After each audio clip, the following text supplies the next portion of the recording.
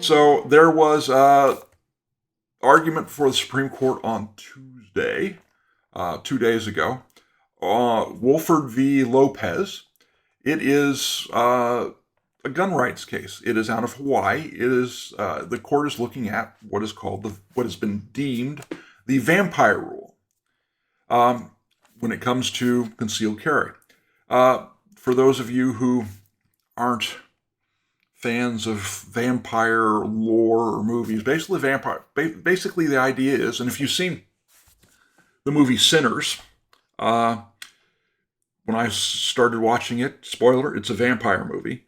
When I started watching it, I did not realize that, but it's a pretty good movie. I mean, the music, the cinematography is fantastic.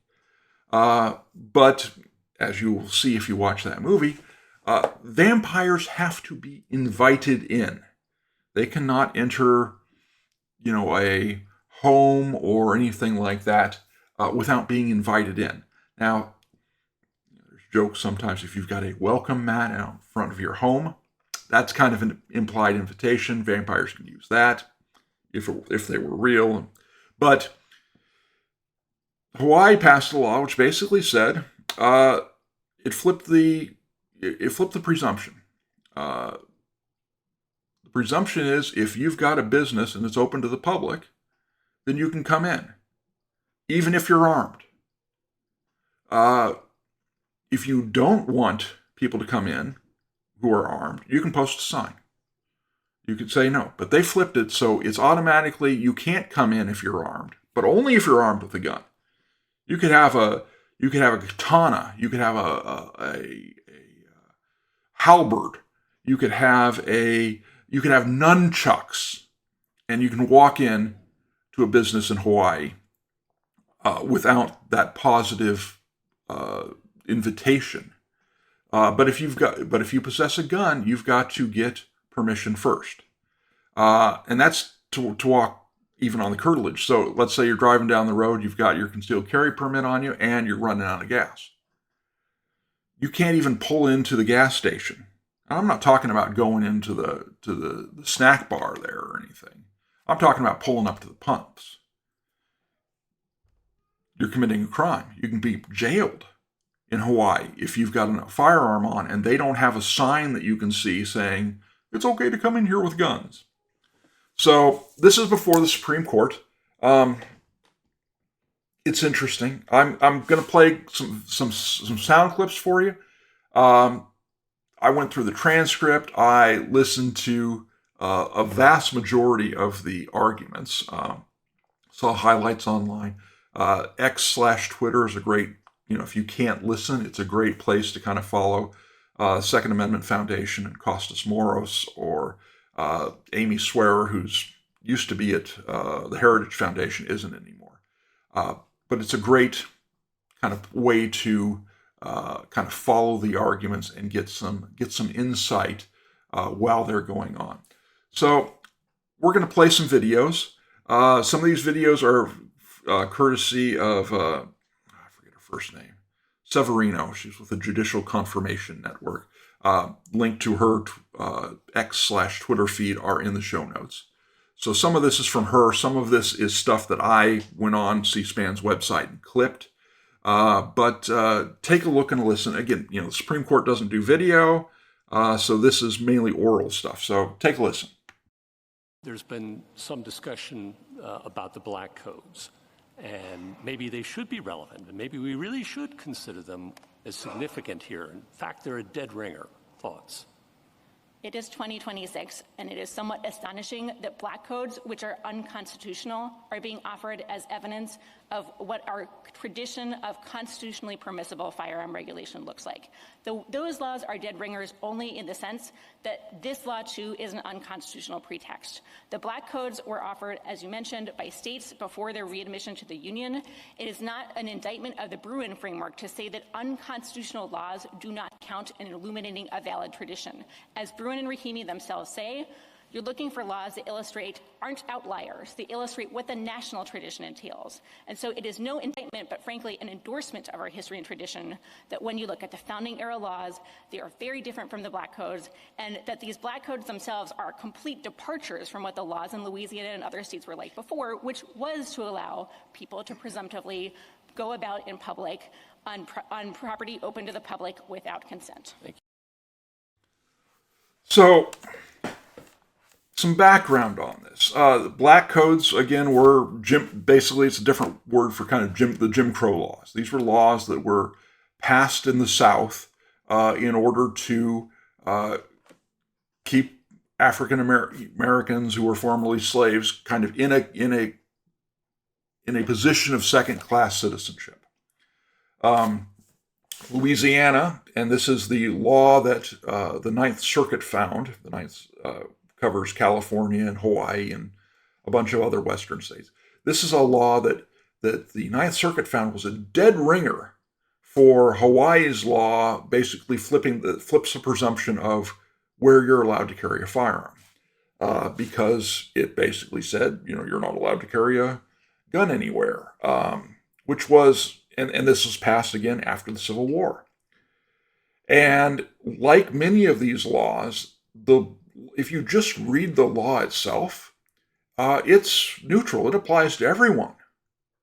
The way it was enforced and why it was passed was so that it could be used against blacks.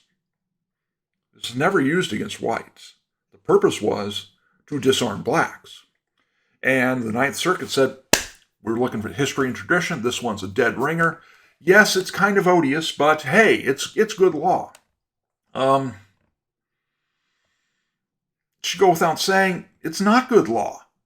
The fact that it was ever passed, the fact that it was ever enforced is a stain. But gun control advocates will grab anything, no matter, they'll stick their hand in a pigsty. They'll stick their hand in a septic tank if doing so allows them to curtail firearm rights, curtail Second Amendment rights. This is another one. Take a look. Justice Jackson? So I guess I really don't understand your response to Justice Gorsuch on the Black Codes. I mean, I thought the Black Codes were being offered here under the Bruin test to determine the constitutionality of this regulation. And it's because we have a test that asks us to look at the history and tradition. The fact... We'll go through more of this, but when I was listening to this as it was happening, I commented on Twitter that what I didn't have on my bingo card was Justice KBJ supporting Black Codes. And that's what she does here. And ladies and gentlemen, she's been derided as a DEI hire. She's not super stupid, but she's not nearly as bright as any of the other justices. I mean, if you want to rank the justices in intelligence, she is, there's a drop-off and then it's her. And before there was a drop-off and it was Sotomayor, wise Latina. But she is not that bright. So take a listen. It's amazing to me that she's trying to make these arguments. That the Black Codes were at some later point determined themselves to be unconstitutional doesn't seem to me to be relevant to the assessment that Bruin is asking us to make.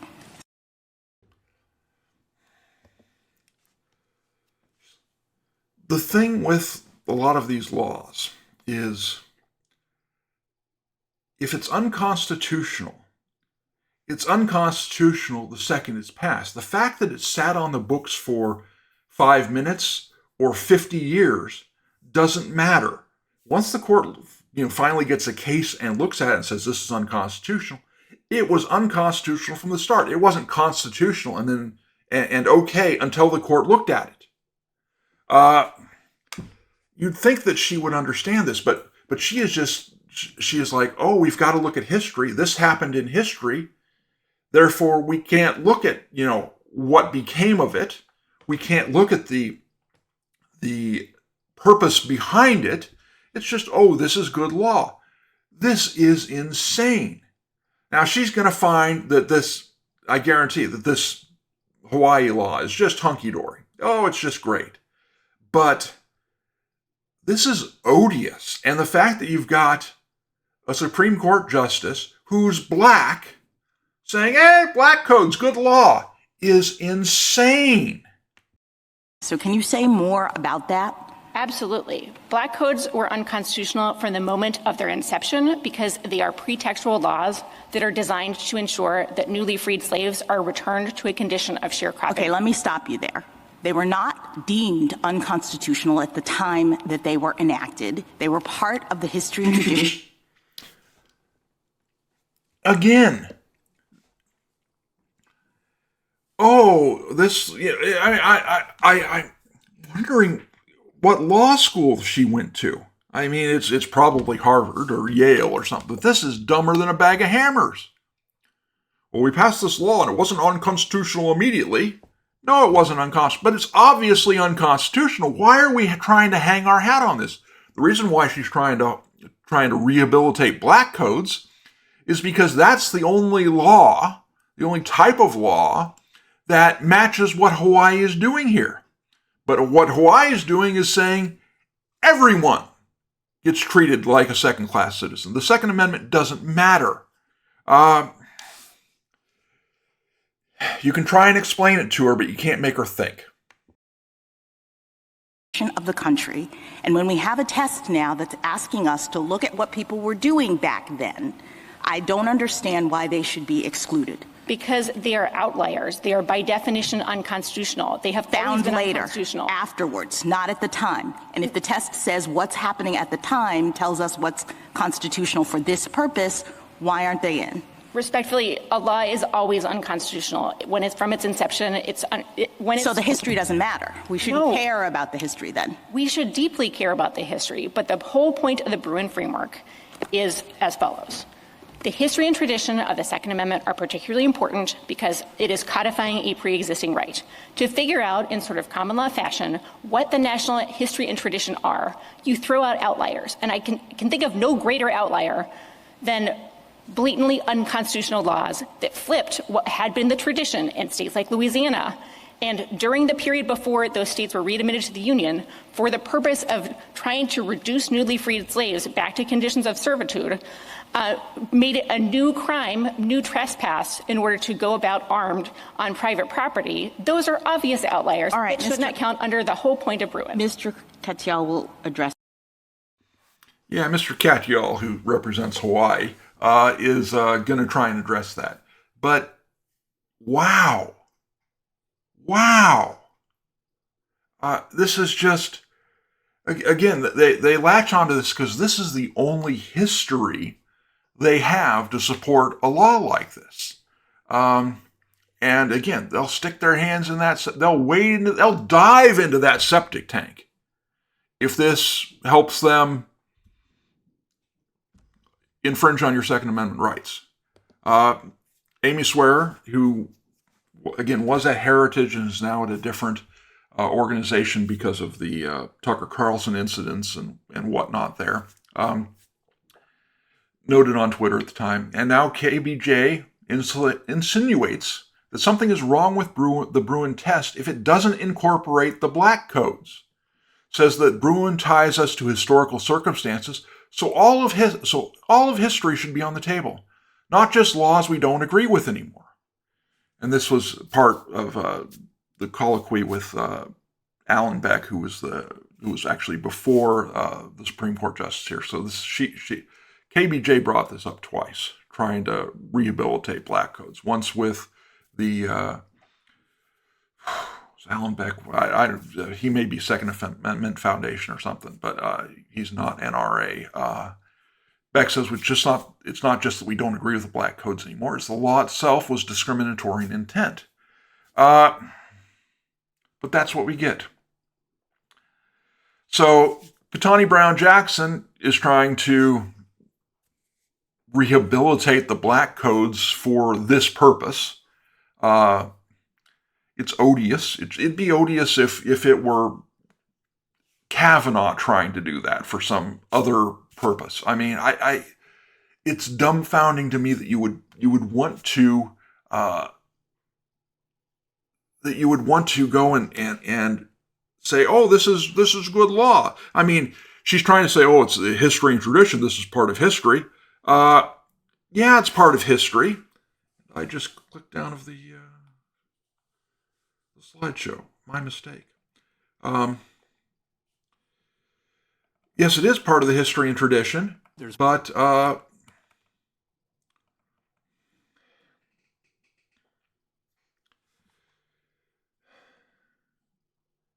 it's not good history. It's not, I mean,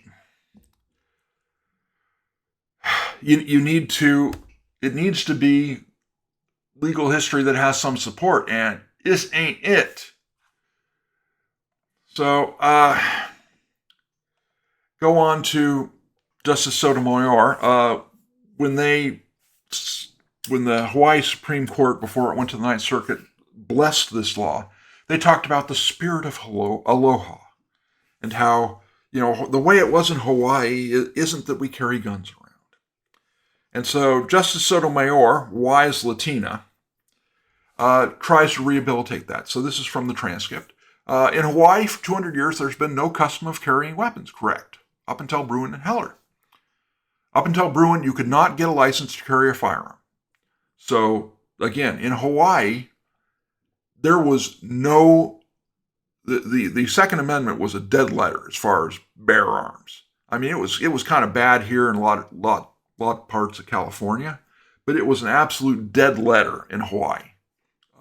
Much worse. Hawaii was like San Francisco, I think, even gave out San Francisco County gave out 2 concealed carry permits over a 4 or 5 year period at one point. Hawaii didn't even give those out. If you were an armed guard, you could get a permit in Hawaii to carry a firearm while you were working. But the second you got off your shift, you had to take that firearm, unload it, put it in a lock container, and you couldn't carry it home. So Mr. Beck says no, you couldn't get a license to carry a firearm. Justice Sotomayor says 78% of Hawaii residents and 64% of Hawaii gun owners do not think that loaded concealed weapons should be allowed in businesses at all. So I don't know where she got this poll, but it doesn't matter. We don't do polls surrounding constitutional rights. 75% of people think that you shouldn't get to confront your accuser if you're a rapist or something. Well, it's distasteful. I made that number out of thin air, but who knows? That doesn't matter about constitutional rights. Justice Sotomayor says, I wasn't aware of your 96% number either. And what she's referring to here is Alan Beck did the math. He went and said, okay, Hawaii is banned carry in government buildings. It is banned carry in parks. It is banned carry in businesses that, unless they've got a sign affirmatively putting it out there that you can carry. Its list of sensitive places is so huge that 96.5 or whatnot percentage of the island of Maui is illegal to carry a firearm, according to Hawaii's law. You can do the math. You can look and chart all of that. You can say, okay, this you can carry on this street, maybe the sidewalk, if there's a sidewalk. You can carry on the street, but you can't pull off to the side because, okay, now you're off to the side. And, hey, that's adjacent to a park. And no, that doesn't, you're not allowed to do that. That's a crime. And you can't pull into a gas station. That's a crime. And private property, you can't even, if you're a candidate for office, and this comes up later in the back and forth, if you're a candidate for office, you're going door to door knocking and passing out pamphlets, and you are concealed carrying a firearm, that's barred too. So she's trying to get the spirit of aloha into the Spirit of Aloha veto of the Second Amendment. She says nothing about Hawaii's customs, tradition, or culture creates an expectation that the general public carries guns wherever they go, correct?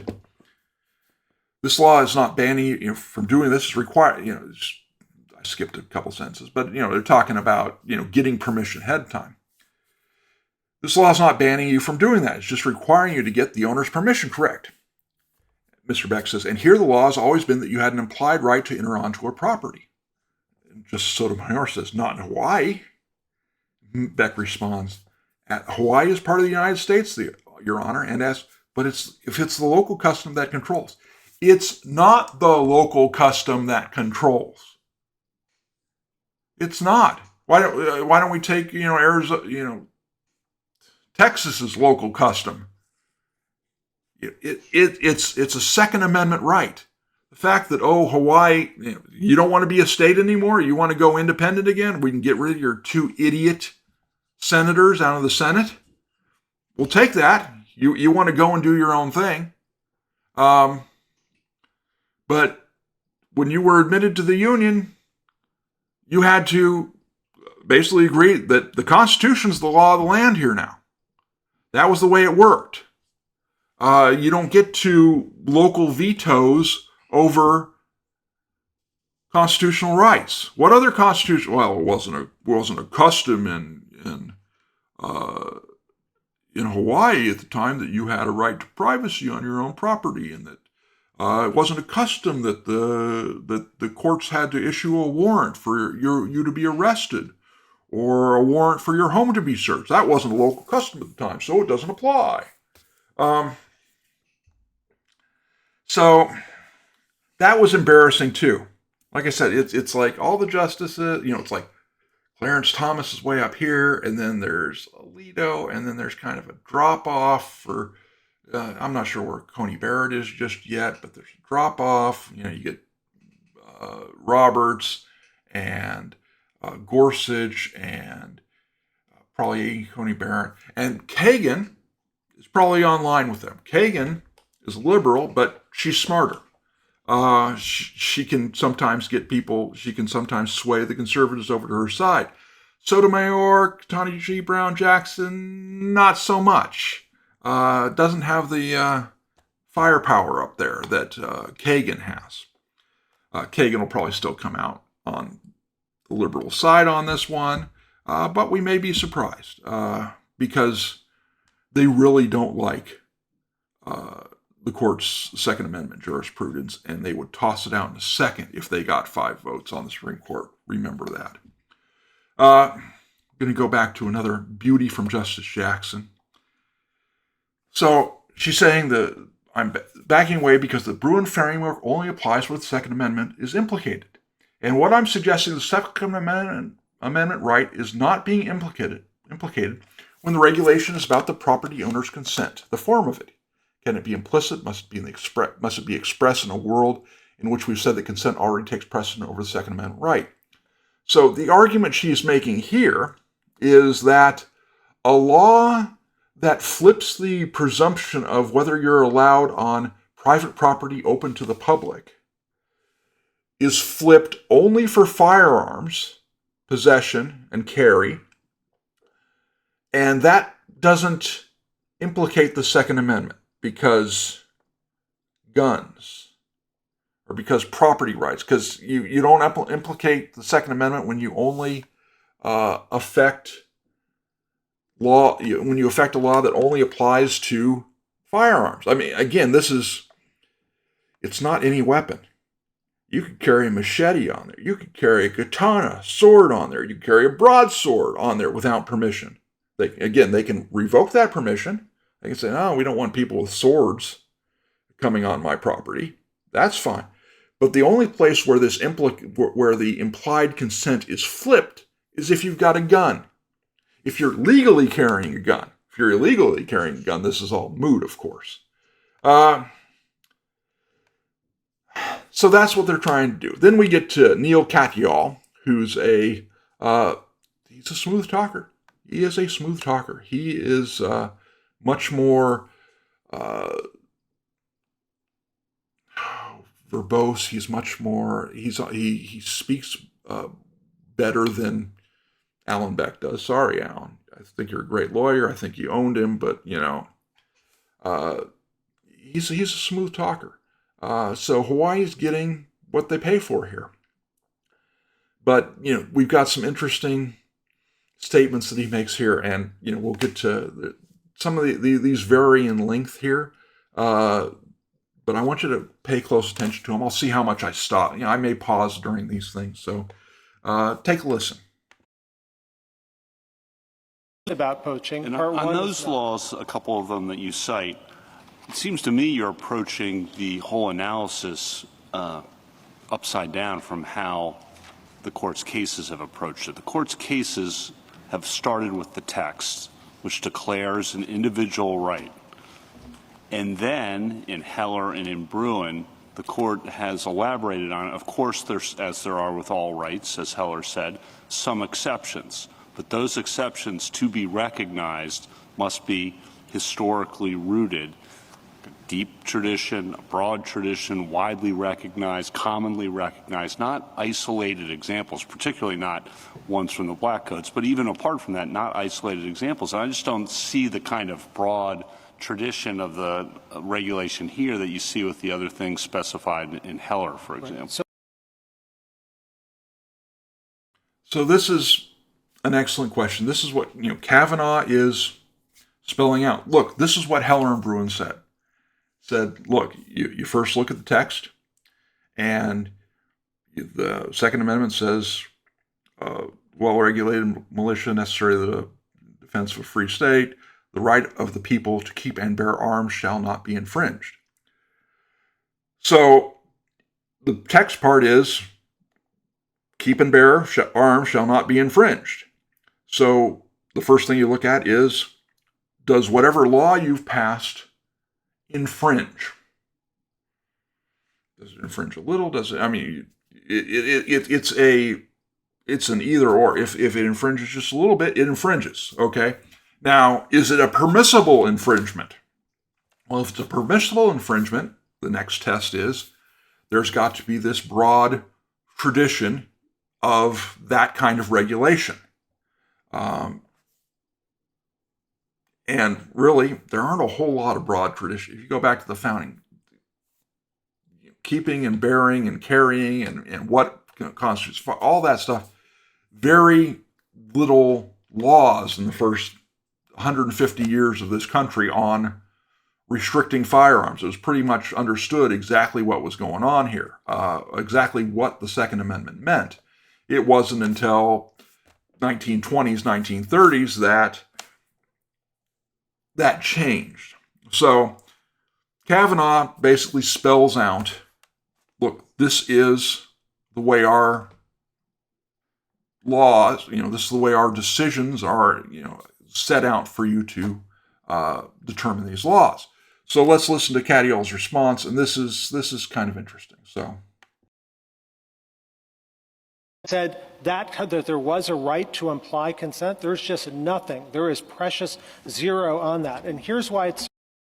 So Cadiol's wanting to make this point that there's nothing in history that says that there's implied consent to carry a gun on property. The problem is there's nothing saying there isn't either. In fact, Hawaii is trying to flip this to say, oh, you've got to get permission first. Before 2023, this was never an issue in this country. There was never implied consent the other way. There was never a requirement of consent the other way. So he's trying to say, oh, the absence of any evidence to the contrary. Well, the fact that there was nothing there is powerful evidence that you're, again, diving in the septic tank. Let's continue. So important. You heard my friend when he stood up, he said, and under questioning from Justice Barrett, hey, is your rule going to apply to private homes? Because lots of states even today have those, Alaska, in our... I'm not sure what he's talking about with lots of states today have that stuff. the point being made here again is what I kind of referred to earlier, where if you're a candidate for public office and you're doing door knocking, you have implied consent to exercise your First Amendment rights by walking up to the front door and ringing the doorbell. We're knocking on the door. After that, they can say, please leave. And you got to leave. But there is nothing in the law, I mean, there's in First Amendment jurisprudence, which says, oh, you've got to yell or something from the sidewalk and get permission to, or the homeowner has to post a sign saying pamphleteers welcome. There's nothing on that. That hasn't happened either. Again, this is just for guns. It's like, oh, no, there's no tradition. Let's continue. Arkansas and the like. And he's ultimately said, yeah, because the burden shifting, you wouldn't be able to defend the law under the burden shifting of step 2 of Bruin, in which you have to have demonstrated historical analogs and the like. This is a hint of where he's going.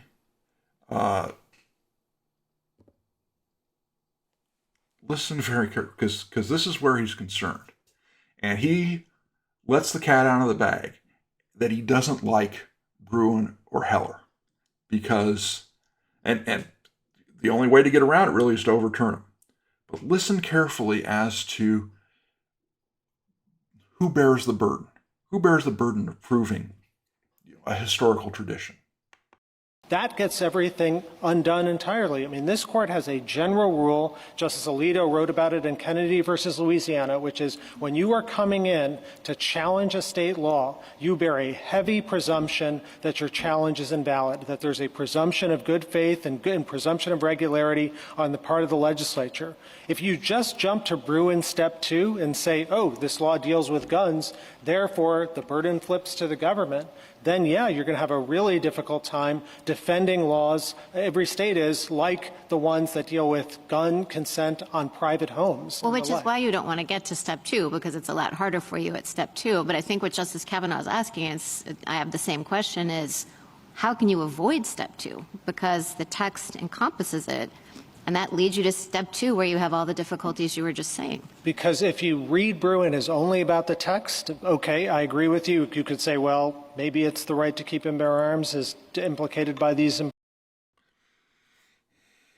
If you read Bruin the way the court says you should read Bruin, with the Supreme Court, not the Ninth Circuit, not all these other ones who are reintroducing interest balancing under different terms. If you read the Supreme Court ruling the way you should read it, then it's tough for the government to restrict, to do gun laws. That was the point.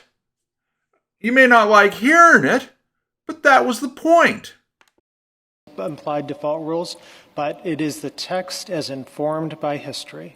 And when you ask yourself, text is informed by history, where has anyone ever said there's a right to presume consent of the owner in the absence of an explicit statement? It just doesn't exist. That's the second step when you're looking at the history. I mean, I could see history being relevant at the first step if you're talking about what is the meaning of arms, for example.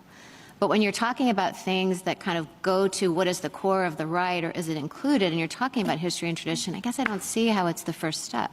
Well, I think it's got to be. Otherwise, I think you run into the problem that you've now flipped the burden for every firearms regulation. As long as it deals with guns, then this. Yes, that's what they did. That's the law. The burden is on the government to prove that their laws are consistent with history. You don't get to force the... He doesn't like Heller. He doesn't like Bruin. State has to come in, or the federal government has to come in with an affirmative thing, and we have all sorts of laws. That's exactly what the cases say. Oh. I mean, I thought that's what the cases say. If it deals with arms, and this is what Heller Part 3 says, then the government comes in and shows there's a historical tradition, and to get ahead of all this, Heller actually went through and specified a number of kinds of regulations that would be permissible because they are so broadly and deeply rooted. At least, I mean, what's wrong with that reading of our precedent? Because then it would really, as the Everytown brief says, threaten gun regulation more generally in ways this court has so far not reached, because you have all sorts of times in which... And that's where it is. Again, and I said this at the time that Heller was passed. I looked at that law and I looked at it and I said, well, if they apply this, and again, lots of the circuits have refused to apply, and the Supreme Court should have been taking these cases earlier because they've allowed them to kind of run roughshod over Heller for several years, and Bruin. As I said at the time, if this is the rule, then a vast majority of gun control laws are going to have to be struck down. That's the rule. And Katyal acknowledges that.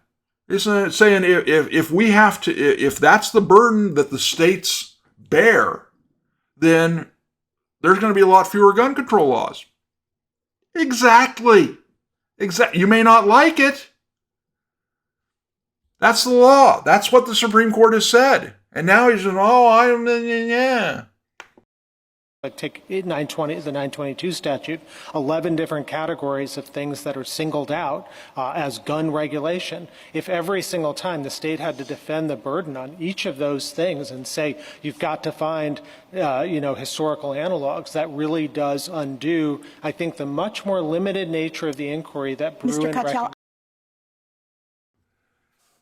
And then they try and save him. I'm not sure he's savable, but yeah, this is the complaint. Let's listen some more, Mr. Katyal, because it's beautiful. It really is. Well, Mr. Katyal, I don't understand why you're resisting the First Amendment. Well, I do understand why you're resisting it, but let's say there's no content discrimination. It's just a ban on leafleting, and it's a ban because people don't like solicitation. So what they're trying to do here is they're trying to analogize the First Amendment to the Second Amendment. Because we've got lots of rules about the First Amendment, what you can and can't do with the First Amendment. So Amy Coney Barrett, yes, comes up to him and says, well, let's do an analogy here. Let's compare the First Amendment and the Second Amendment, and how those are treated, and how we presume regulations and laws on those. So they just don't want people passing out pamphlets. It's not aimed at Jehovah's Witnesses or anything like that, like some of our old cases. Why would that fail rational basis review? So I think it might, because as this court said in Free Speech versus Paxson, you still have to have some underlying rationality. Yeah, people find it annoying. They don't like it. They think it affects their businesses, and people don't want to go to businesses if they're going to be accosted by pamphleteers. But it may be a rational basis problem, but I don't think it's a First Amendment problem. This court in Rowan said that, quote, the right to engage in expressive activity generally stops at the outer boundary of every person's domain. And that's the point. One more question. So let me take it out of the First Amendment for you. I mean, let's pretend that public accommodation. That was one of the other justices trying to save him at that point, but Barrett doesn't let this go, and she's going to embarrass him, which is great. Laws don't exist because the 14th Amendment doesn't apply to private action, only state action. Let's say that a state, in the absence of public accommodation laws, decides to flip the default and say, unless the owner affirmatively consents, black people cannot enter your home. Yeah, so I think that's one which would be unconstitutional every day of the week, because it would violate the Equal Protection Clause, because the government on its face is making a racial classification. So because there's state action in the way the government is adjusting its property defaults. Absolutely. Even if there's a long history and tradition, say in Louisiana, of this kind of... Walked right into it. Just down the primrose path, and boom, he walks into it. I think he realizes he walked into it, but we'll see. discrimination at the doorstep. Right, it would still violate the equal protection. Why isn't there state action here when the state is flipping the default? It's not just a matter of property law. Right, our point is not that whether there's state action or not, it's that there's no underlying right. It's that my friend assumes, is conceded this. He said there is no right to come onto private property absent consent. And so the only question is whether the state can fill in the conditions. Yeah, there's no right to come onto private property without consent, so my public accommodations example is right. I mean, absent a public accommodations law or in a private residence, you could turn someone away on the basis of race. But there is no anti-discrimination component in the Second Amendment the way there is with the Equal Protection Clause. And so that's why it So, Mr. functions. Katyal, going back, Yeah, this is Amy Coney Barrett did a great job there. That's just chef's kiss on that one.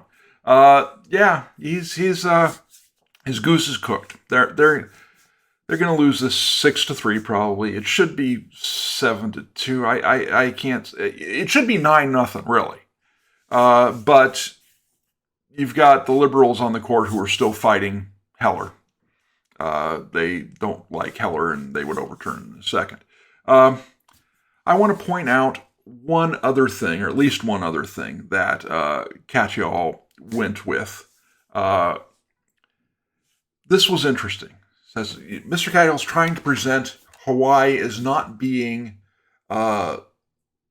opposed to the Second Amendment and to the court's jurisprudence in the Second Amendment.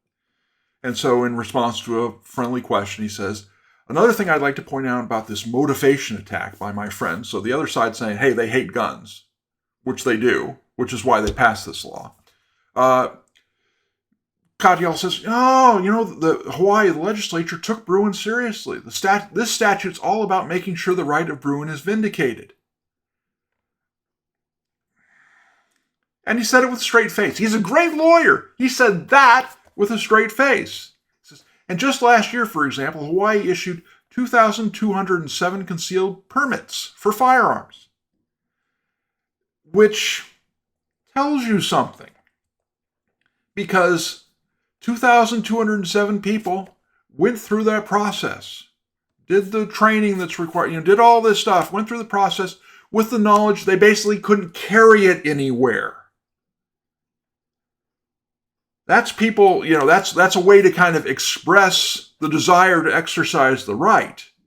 But those permits are useless. The way the law is right now in Hawaii, you cannot carry them anywhere legally.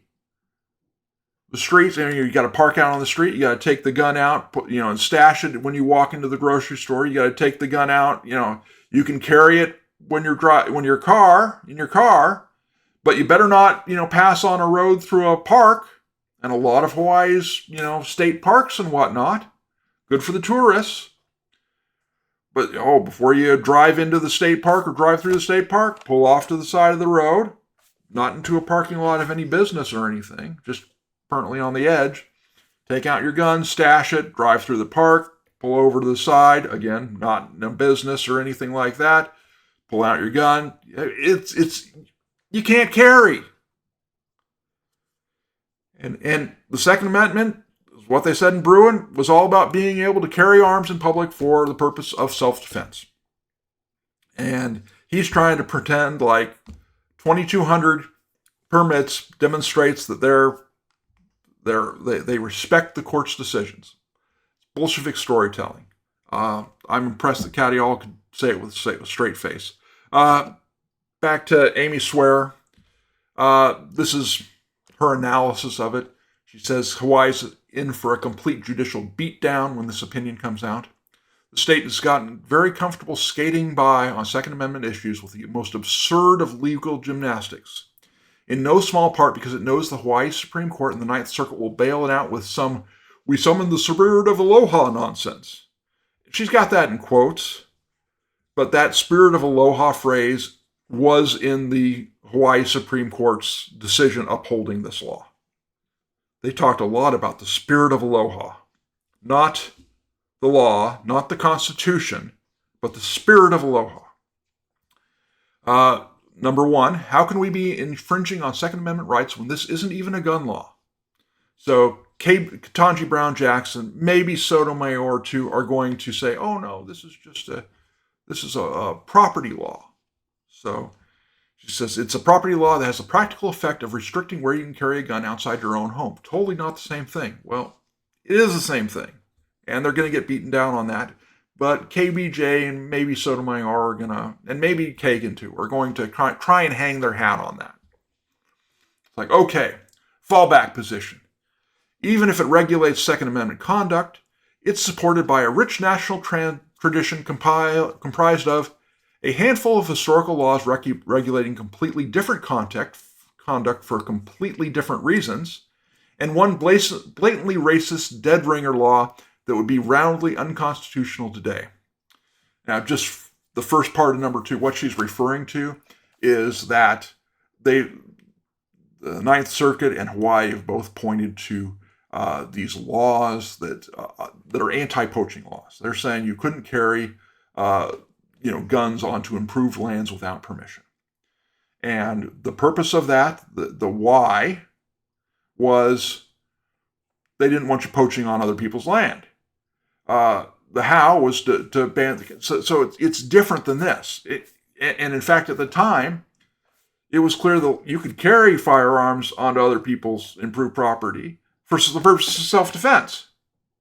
But you couldn't do it for hunting. So again, it's an anti-poaching law. This is number three. Fine, the historical tradition for our law sucks, but Bruin can't really require the government to bear this sort of burden of historical proof. Do you have any idea how many other gun laws we would struggle to defend if Bruin means exactly what it says? Yeah. Like I said earlier, most gun laws, if Bruin means what it says, are going to be struck down. Magazine capacity laws, firearms features laws, gun ban, assault weapons bans. There's no historical tradition for any of those. It's been pointed out numerous times before that the transition from the muzzle loading muskets to the Sharps rifles with or the Henry rifles with the lever action rifles, that was a bigger jump in lethality when that technology occurred, technological shift occurred, than it is from the Henry rifles to semi-automatic rifles, from lever action to semi-automatic. That was a much bigger, technology jump. Yet, no one at the time tried to ban lever action rifles. No one, same thing with, muzzle-loaded pistols. When we got revolvers, no one tried to ban revolvers. And again, much bigger technological leap than the leap to semi-automatic handguns. It says, frankly, none of the 6 justices from the Bruin majority seem to have any interest in entertaining these arguments, rightly so. Hawaii's best hope is that at least 2 of the 6 find a pipe filled with some Spirit of Aloha, and unlike Bill Clinton, they'll have to inhale a lot. It's not going to happen. I think the bigger issue is when this comes out, they're going to slap this down. We'll see how much they talk about other sensitive places, because they need to do more, because they limited this down to this vampire rule and requiring permission. The state of California, state of New York, New Jersey, Hawaii have added all sorts of sensitive places that aren't sensitive places. The parking lot of a mall where there's a restaurant that serves alcohol is not a sensitive place. Yet under California law right now, it is a sensitive place, and you can't carry a firearm in the parking lot. That's not even talking about going into the restaurant. You can't go into the mall if there's a restaurant there that serves alcohol. Even if you're not going to the restaurant. It used to be, and this has some historical tradition, so this one will probably stand up, that you cannot drink and carry a firearm, drink alcohol. You cannot be... That one's maybe a little bit iffy.